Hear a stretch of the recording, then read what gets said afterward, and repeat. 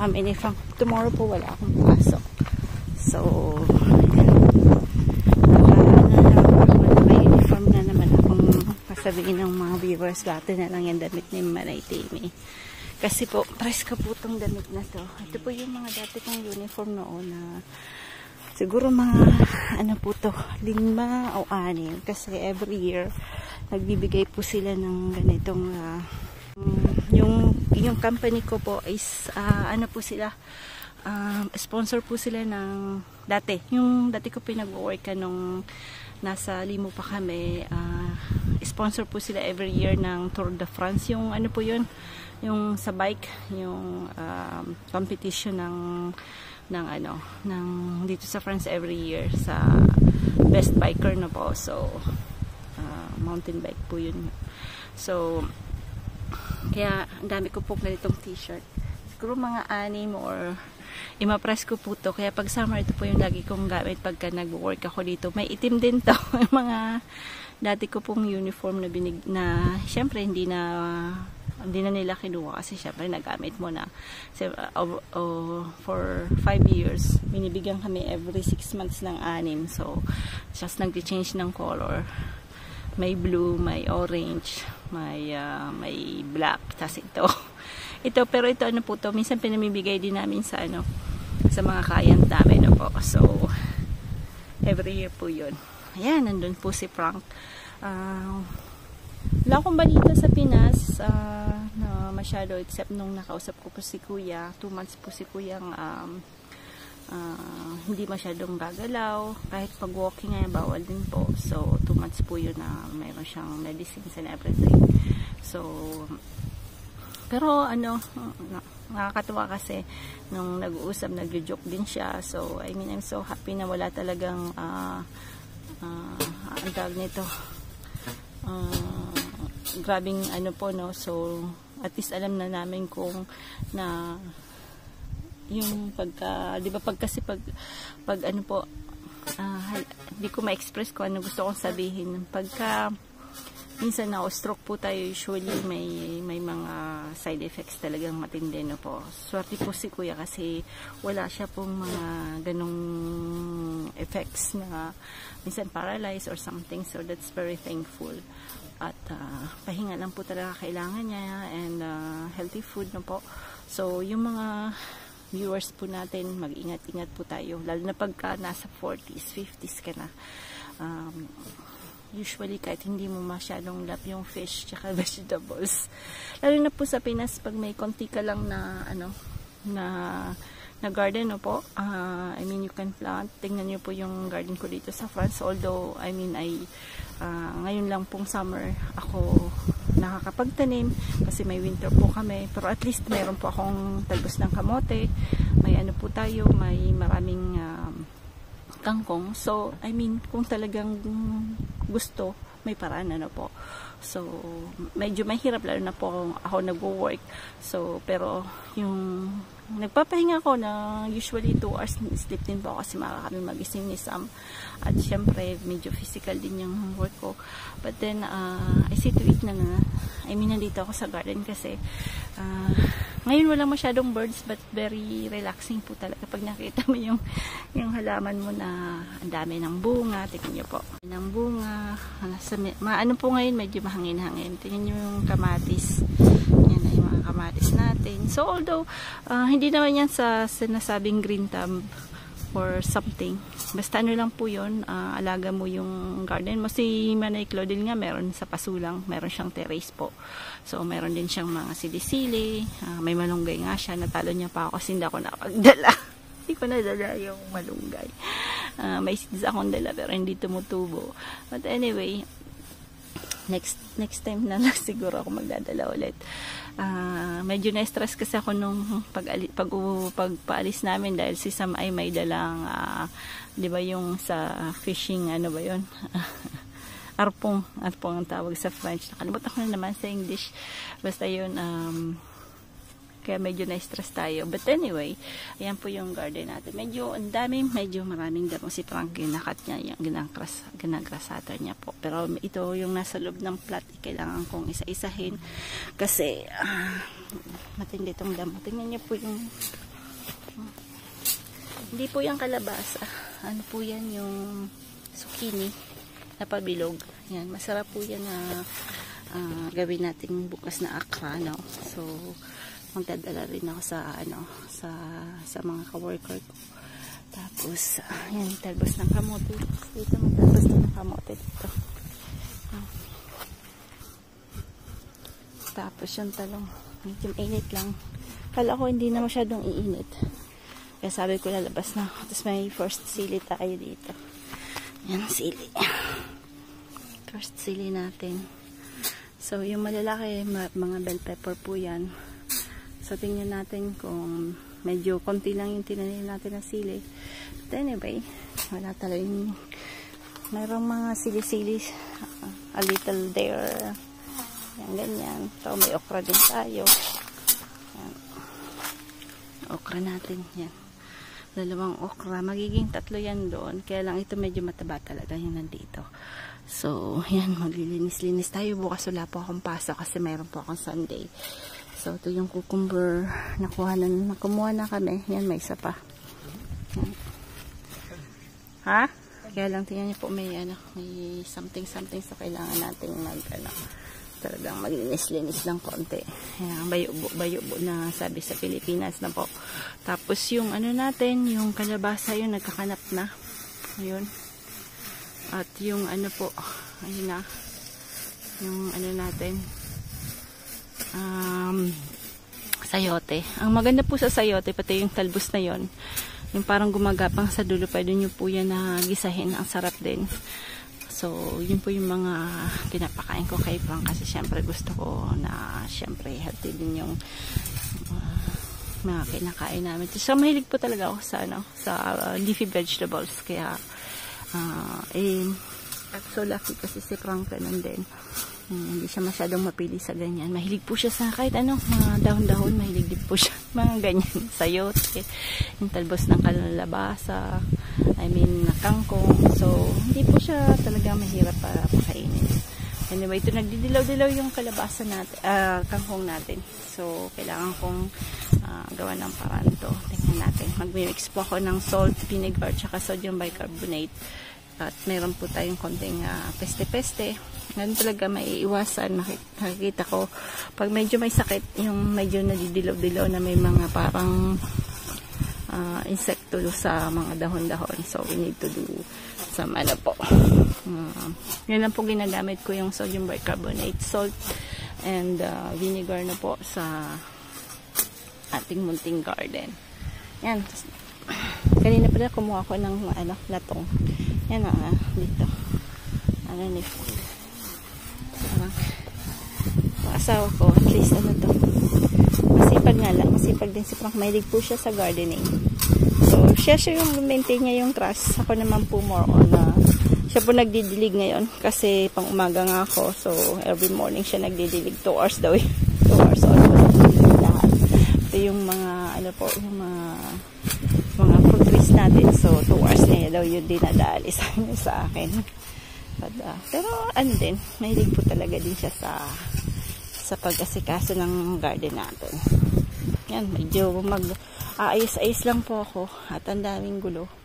Aayusin natin yung mga mga plastic na DIY ko sa strawberries na hindi naman natin ginamit. So, yan, tatanggalin natin yun. Non, mais je vais ramasser tout ce qui est putain, c'est quoi ça?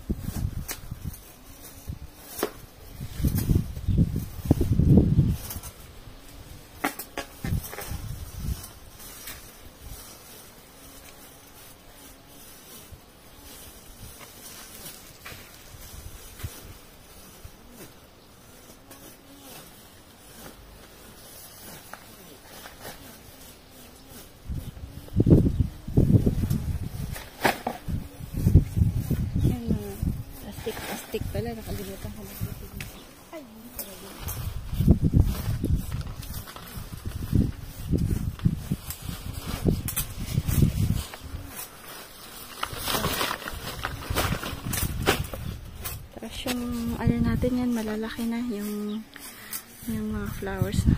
Yan, medyo alaga lang natin yan sa trim. Pag may ganito na po, kailangan ikakat niyo po yan para tingnan mo, tinitrim lagi para tataas po siya. Pagka hindi niyo po tinitrim, hindi po dadami yung niya, yung branches. So kailangan itrim. Pagka trinim niyo po, tingnan niyo po, magsasanga-sanga siya. So iba-ibang kulay po yan. So we planted that like 3 years ago na po. Pagkabili namin ng bahay ng 2021, siguro tinanim namin siya mga parang May ng 2021. Yeah. So almost 3 years na rin. Ang liit lang po nung binili namin, €3 enough. Kasi ang mahal po pag malalaki na. Almost mga 30 something pag malalaki na. So binili namin maliliit lang. So nasa mga first video namin yon nung pagbili namin ng bahay na po. Yan. Kaya hindi kita yung bahay pag nandito ka sa garden. Kasi mayroon pang another fence na, digital fence na po. So yan. Between swimming pool tsaka yung sa garden. Kaya medyo maganda. Sabi ko nga, pag si Sam tsaka si Osh pwede dito ulit magpatay ng bahay dito sa may bandang likod. Pag if ever, no, pwede. Kasi medyo malaki yung lupa. Yung giant radish ng China. Tingnan natin kung talagang giant. Tapos ito, basilic. Yan. Ano ba ang English ng basilic? Basilic din yata. Ayan. Lilinisin natin doon. Kasi ang laki na nung alukbati na po. May din doon. Basilic. Bati. Sarap din po ng alukbati. Ayan. Lang. Lilinisin ko to. Tapos, ayan yung may basilic din dyan. Kaya lang medyo may tama itong isa nating tatanggalin natin yung kasi may tama. Natin yan. Papakalim din natin. Lagyan natin ng tali. Wala akong pasok yan. Lilinisin natin dito. Medyo, ngayon pwede rin ako mag-stay na matagal. Kasi, syempre, pwede tayong medyo magtagal. Ito po yung malalaking tomato. Kaya lang yun ang problema ng malalaking tomato. Nagbabatak-batak na po. Sobrang init pa naman dito sa amin. Kaya usually, I plant cherry tomatoes na po. Kasi, ang maganda sa cherry tomatoes, ang bilis niyang mag-red at ang sarap pa. So, ayan. Lang. Yun lang po yung ko. Yung sa akin po. Kasi pwede din na pong gamitin sa pagluluto yung cherry tomatoes. Kaya ko pag nagpasta kayo or pag nag-escabeche na po, paras din lang. Ang tagal maghintay pagka malalaking kamatis. Maganda lang tingnan. But mas maraming peste na po. Ayan. So, tonight, lang po kami, tuna. Gusto ni Osh ng tuna na parang sandwich with mayo and many onions and sibulet na may konting lemon na po. Then after, linanot kasi medyo parang uulan na malakas. So, yan, style linanot na wala pong karne. Tapos lalagyan po namin ng isang itlog, tapos Pinoy post kami, mapupusit lang po. Then after nakabili po siya ng chicharon. Ayan. So chicharon tayo. Kasi marami pa rin tayong itlog. And medyo uminit-init na konti. Parang kala ko kanina lang uulan. Pero alas 6 na rin, sabi ko papasok na kami ni Frank kasi magluluto na nga po ako. Ayan. Tomorrow off. Ay, salamat sa Diyos at off tayo. Ayan. At bumabantot na ako yan. Kahit may ganyan Ayan na po. ang ating crispy. Crispy. Dapat po marami. Ang technique po niyan, maraming mantika. Dapat ladop-ladop siya sa mantika. Day po today. Maaga pa akong gumising kasi wala akong pasok. At linis-linis tayo dito. Linis. Tingnan niyo po yung ating halaman. Doon ako naglilinis. Ayoko kasing masyadong dito. Dami dito. Sukal. Kaya, ayan. Yung ating mga natin.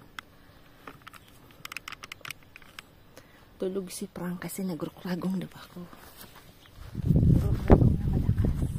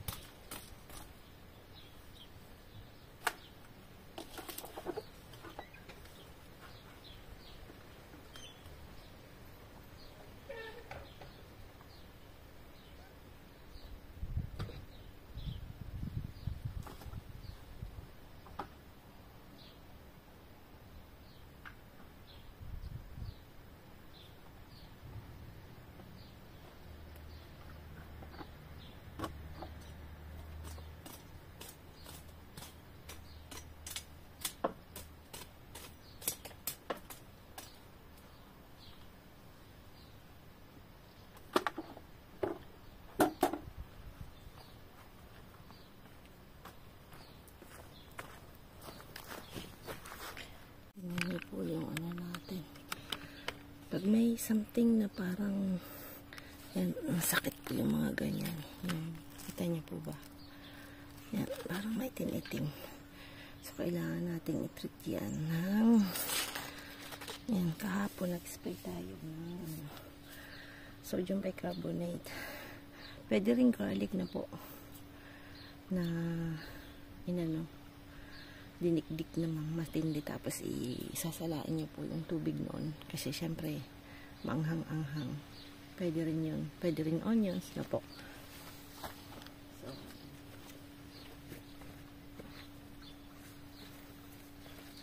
yun po kasi mga pesticides ko lang. Mga lang tayo. Galing garden lang. Kasi yung mga dahon ko nakain natin.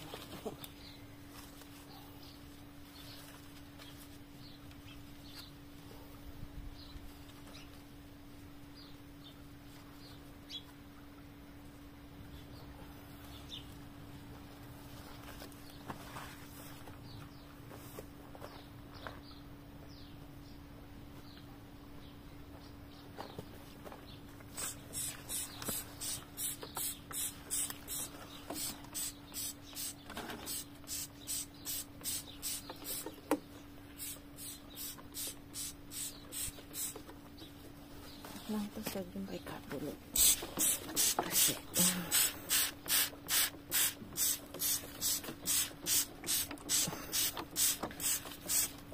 tinitira din kasi nila yung ano,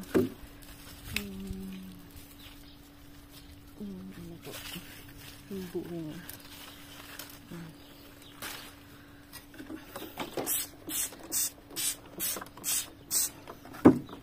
akyatin natin to. Lumapang siya lang.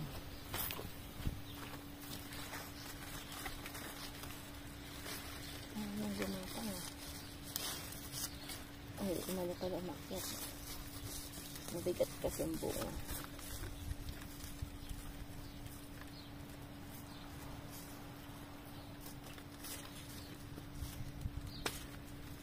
Tapos minsan tatanggalan niya rin po ng ano, pagka sobra-sobra na po yung dahon. Ay, tanggalan niya. Para yung vitamins niya, hindi na makuha na. Mapunta po sa mapunta sa mga bunga niyo po. Pag ang dami yung sama, para lumaki yung iba. May bunga dito. Yun po yung bunga niya. Ayan.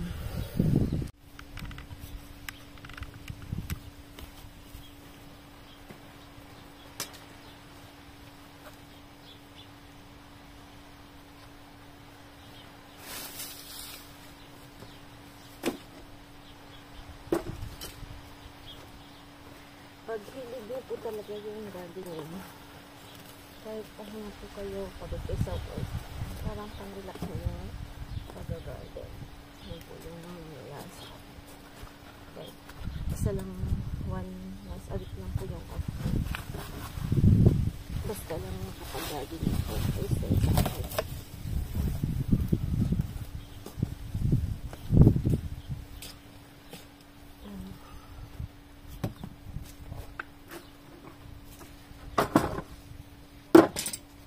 Linis-linisan lang natin dito kasi medyo ano na po ito yung tatanggalin natin kasi bayo buo lang natin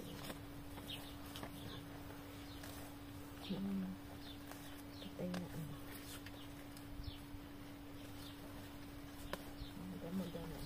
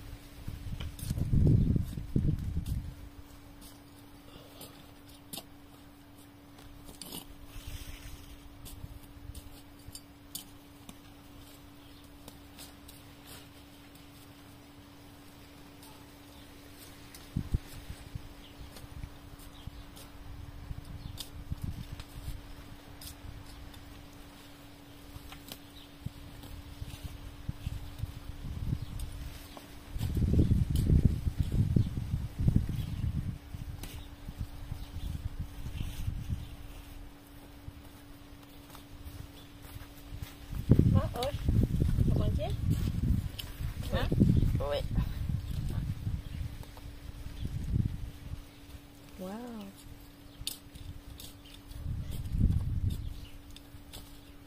ça va ton plante là-bas?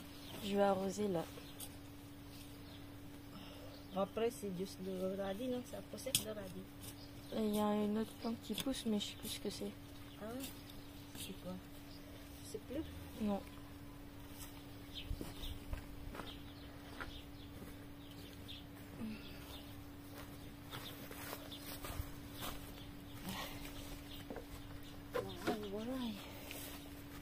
Ah. Ba, prawn sila? Natin si Osh nagdidilig. Nagdidilig si Osh. Ayun, maaga rin nagising. Nagdidilig din siya doon, no? Mahangin po today. Mga manok andyan. Smata, pepper.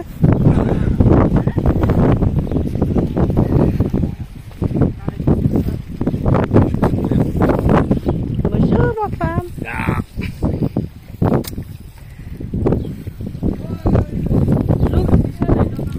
Which one? Ah oui, mais là, t'avais beaucoup trop. Tu m'as dit 5 ou 10? Non, un chacun comme ça. Un chacun? Oui, parce que c'est racine, ça. Ah, Après, on va manger de la feuille, c'est pas grave. Par contre, là-bas, ils vont piquer, hein, parce que ça dort, ça. c'est quoi ça? Ouais. Là aussi, regarde. Là, lampeau. Quoi? Ça, on va le mettre de fertilizer. C'est de manure que j'ai acheté. Because it's not very fat. Yung plant. Pero yung ano to rin, magagusog.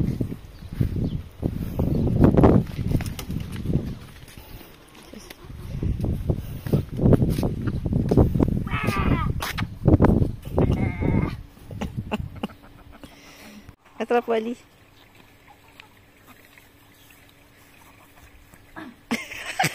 Si Wally hindi niya mahuli. Ay, si Wally, kumagis yan eh. Kumags. Ah! Presque.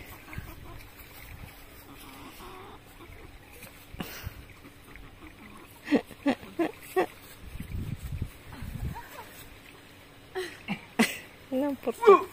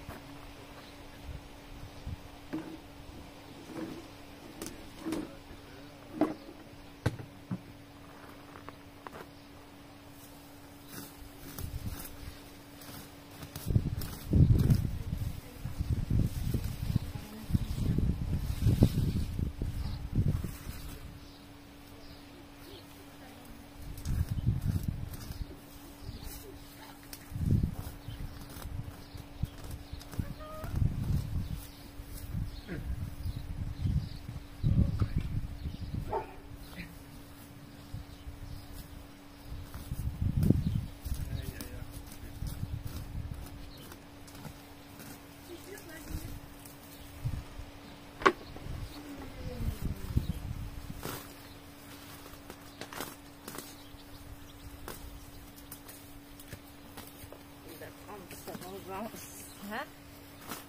T'as de ça, t'as pas de lèvres, quoi. Ah, j'avoue que là, ça fait beaucoup. Ouais, t'as fait déjà tout ça? Oui, pas. Ou c'est pas hier?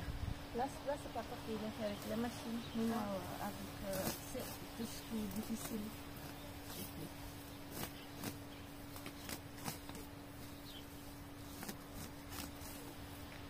Ah, c'est bien. On va dégager un peu celui-là, non? Comme les autres? Hein? Ouais, ouais. Oui. Filmé ka. Ito ah. Tig-oboys to ah. Regarde, sur le plateau, regarde. Là, tu vas faire. Pagod si Frank. Ito ay pagka-comedy rin to eh. Pwede ito magpalit kayo. gusto niya pong ihasa sa trunk niya. Il faut qu'on fasse tout ça avant qu'ils arrivent, mes parents. Hein. Il faut qu'on leur fasse croire qu'on travaille bien, nous. Hein. Ah ouais, tout ça, mais il y a tout ça.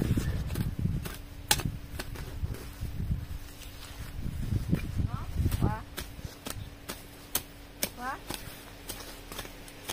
Yeah.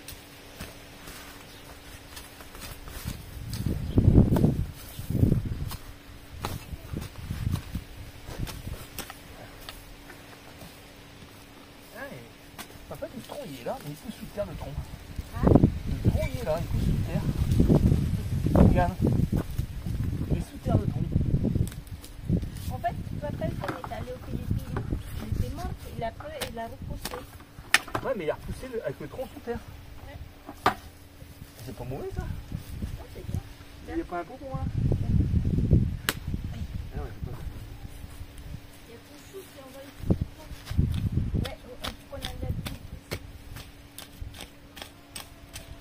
On va se bouger. T'as vu, ça a juste poussé, là. Non, ça a fait ça.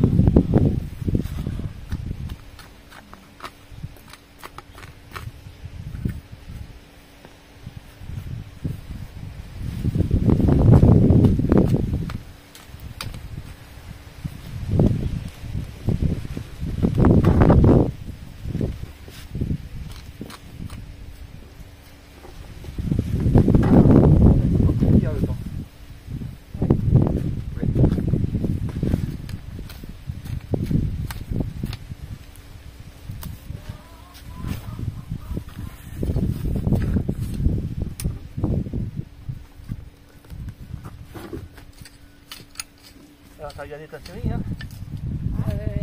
Je suis à l'épisode 1, saison 4. T'en filmes ça comme des... Ah, c'est horrible ce qu'ils ont fait avec Rob. Ils ont coupé sa tête et ils ont cousu la tête de son loup. Ah ouais, j'ai vu ça, c'était marrant. C'est marrant.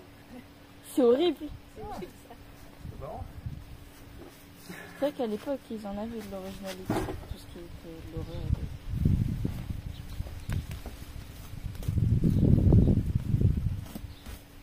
T'as vu? Le tronc. En fait, on a un souris spécial, nous. Le tronc, il est sous terre. Et non, mais sérieusement, hein? On va déclasser bien autour. Wesh. Faut voir un petit peu quand même l'arbre, parce que sinon...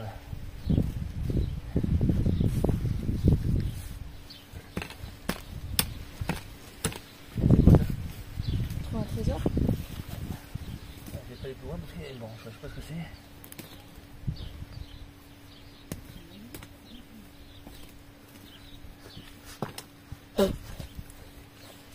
T'es un peu raté là. Comment te dire? Je suis un peu fatigué. Mais tout va bien.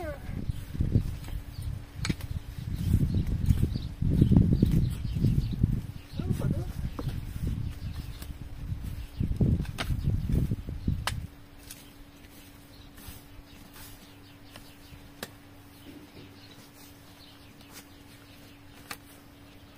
Oh,